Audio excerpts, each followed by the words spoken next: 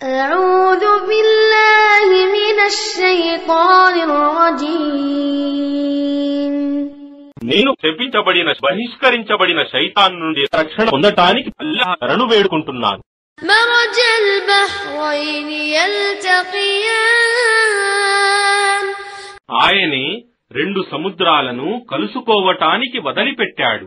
بينهما برزخ لا يبغيان ఆ రెండింటి మధ్య అవి అతిక్రమించలేని అడ్డుతెర ఉంది.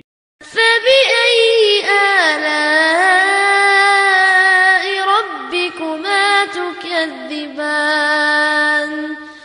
అయితే మీరిరువురు మీ ప్రభువు యొక్క ఏ అనుగ్రహాలను నిరాకరిస్తారు?